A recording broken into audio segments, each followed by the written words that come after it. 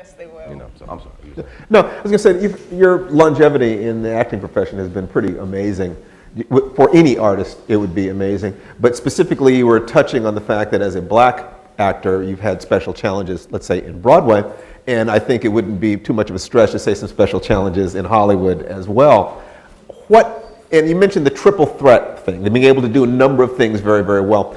To what would you attribute the fact that you are still relevant, still working, still hitting new peaks, where that is just kind of amazing considering the attrition rate in the industry? How do you do it? Yes. You ain't right. Well, thank you. I mean, God, number one. Let me start with that. It is truly by the grace of God, because you look at the numbers. What's that? Oh. All right. If you look at the numbers, it shouldn't be the case. Right. I'd say that number one, number two, and I was talking about this earlier. I think the greatest weapon or tool that an artist has, or anybody who makes their living in front of an audience, where you have to present whatever you have, your creation, to an audience. The greatest weapon you have and tool is the element of surprise. So if you can continue to surprise that audience, if you can continue to reinvent yourself, if you can continue to challenge yourself and show different facets of yourself, then you can stay relevant. So do you mean within a project, in literally surprising the audience in a film, they expect one thing from your performance and you show them something else? Or are you talking about between projects? Just, you do this and then you do this. That aspect of surprise, that's interesting. Yeah, I mean both. I was speaking specifically about the work itself. As you mentioned, by the grace of God, it's been 27 years in this business. My first 10 years of my career, I played good guys. 7 of those 10 years, I played a lawyer on a show called LA Law. When I first started, I was 21 years old when I started doing that.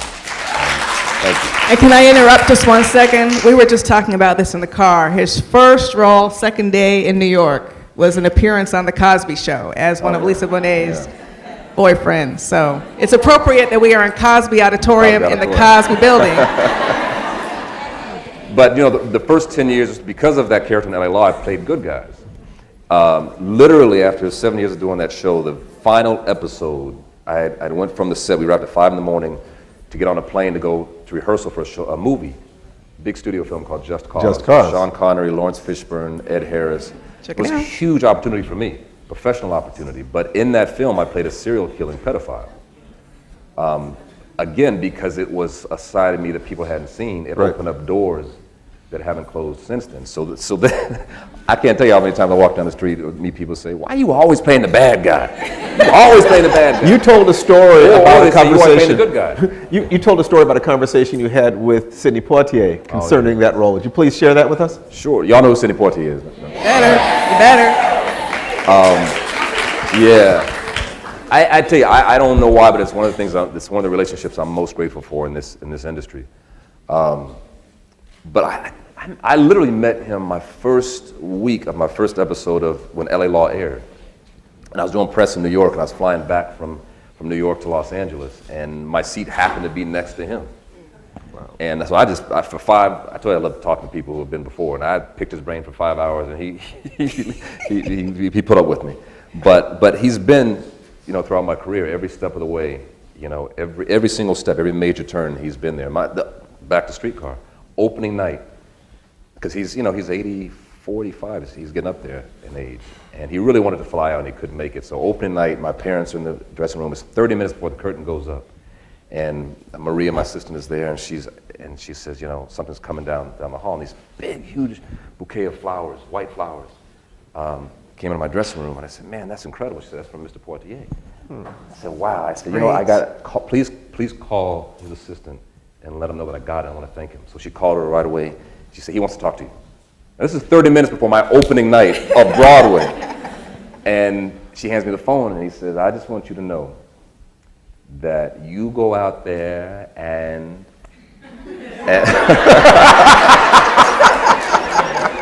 and he said, you just be.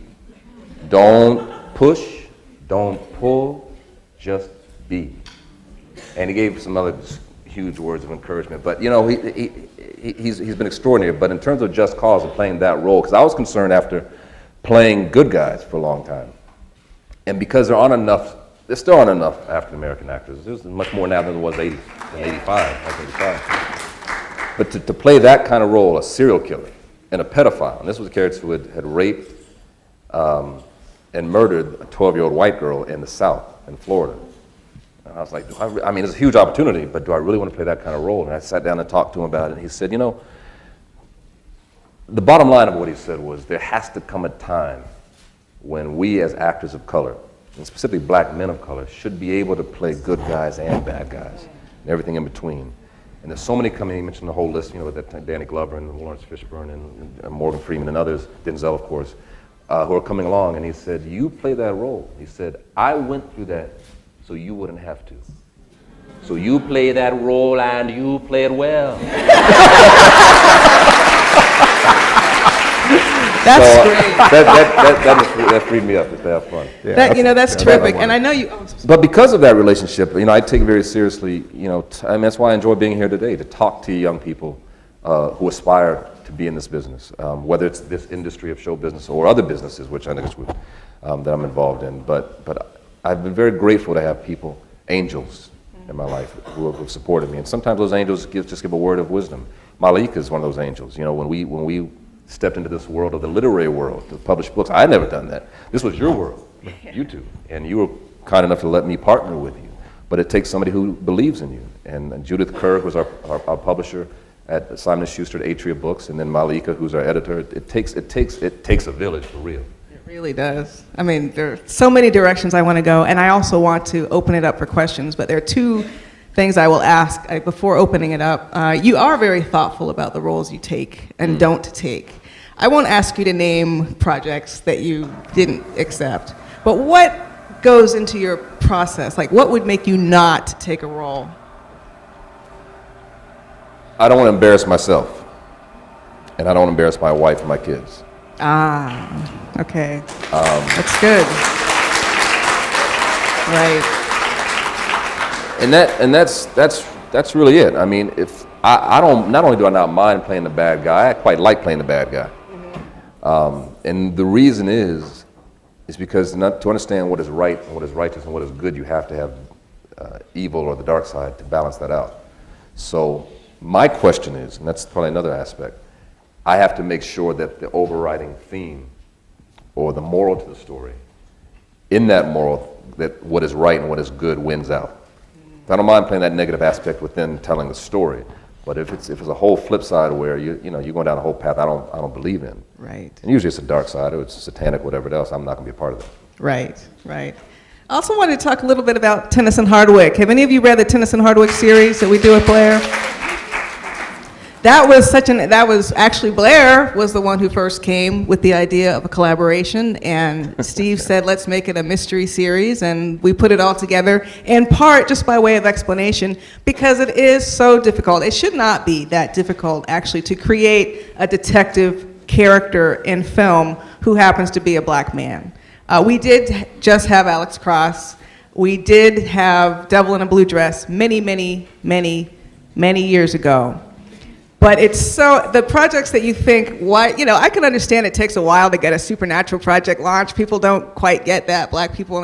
But a detective, but it's so difficult sometimes. Those roles, it would seem so easy. So we came up with the idea of creating these books that are really, like Steve likes to say, they're novelizations of movies that have not been made. They're sort of in a fantasy world. So the book covers are movie posters, and Blair is the actor.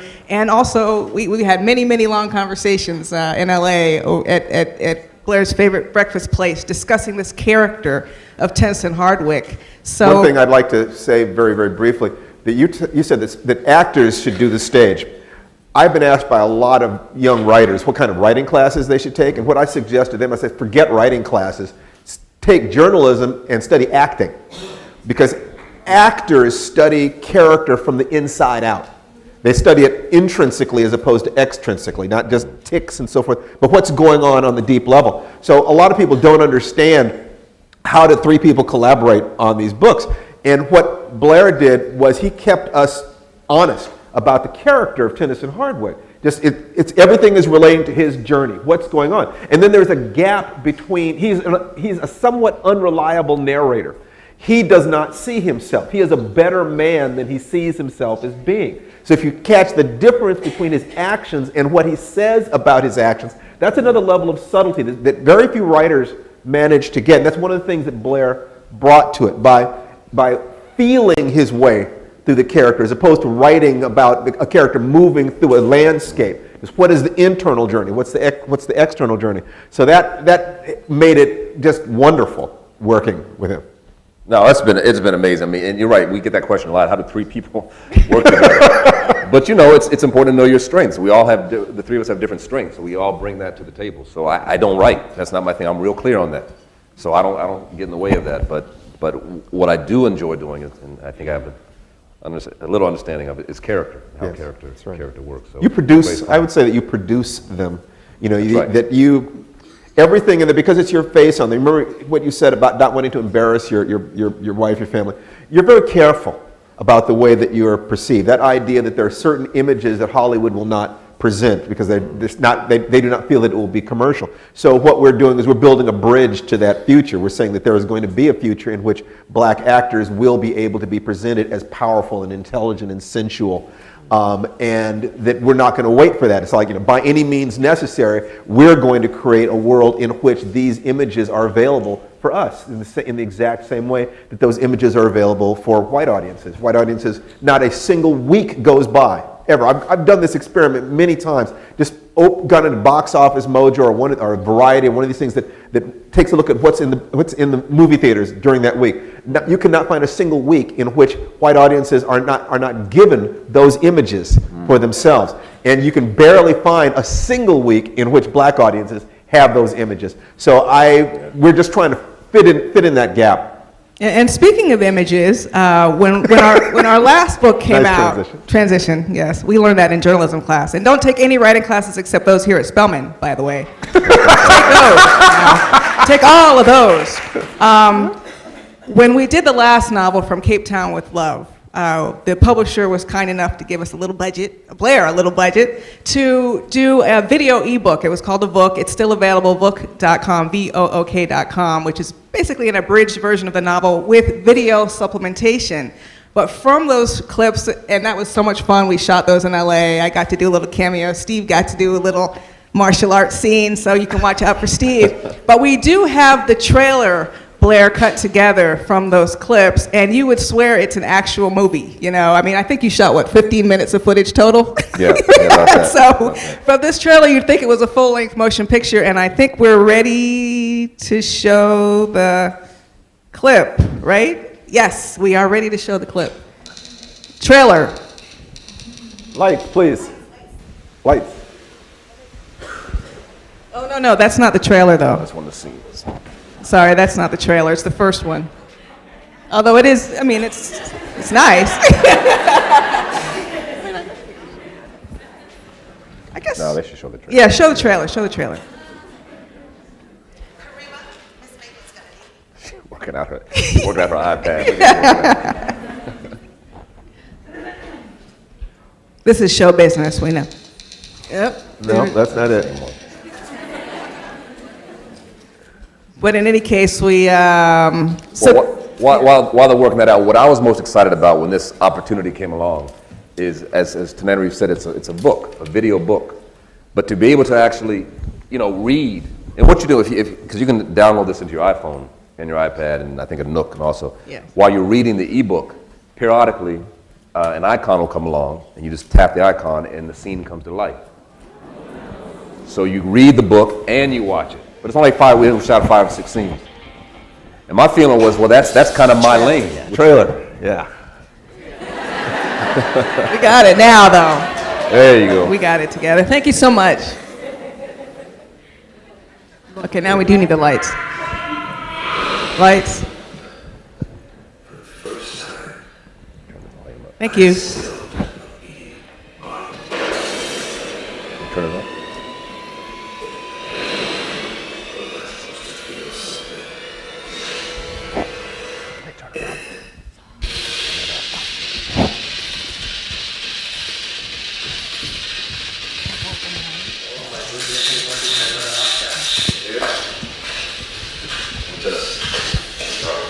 Gonna call me You're not going to be photographed next to me. So here am I. I'll judge my distance from you depending upon the situation. You'll follow my directions. I will not take responsibility for your safety unless you let me do my job. I spent 6 weeks filming here. Right? And children. Let's get behind.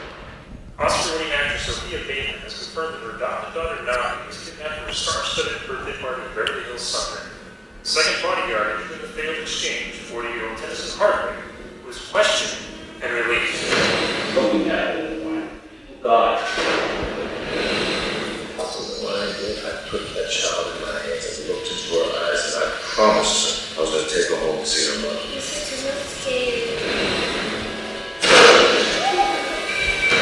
Put her in the hands of killers. That's what I did. Stop blaming yourself. You figured out more than the FBI. It's not your fault that little girl is gone. It's $90 because you were off point. You can find her, Tim. I can't do anything for that.